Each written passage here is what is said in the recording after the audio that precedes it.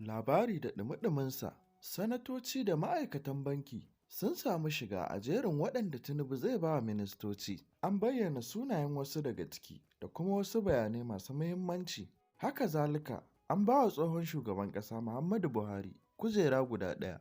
Ku biyo mu sannu a hankali domin jin cikakkun labaran. Idan wannan ne zuwanka na farko wannan tasha, kar ka manta tashar Gaskiya 24 tasha ce da take kawo sahihun labarai. Ka daure ka danna mana subscribe da alamar ƙararrawa domin a duk lokacin da muka ɗora sabon shiri ya iso gare ka. Ga cikakkun labaran.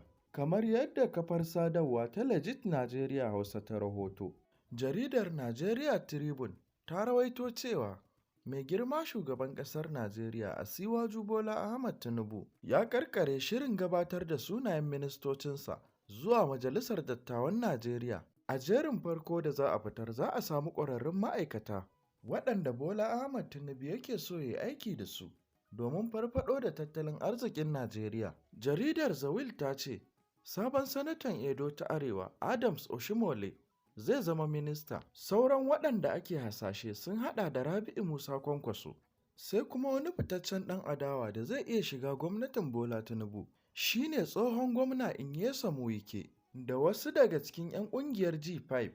An samu rahoto cewa shugaban ƙasa Bola Ahmad Tinubu ya yi wa Muhammadu Buhari alfarma. Ya ce ya tura sunan mutum ɗaya wanda yake so a ba kujerar minista daga jihar Katsina.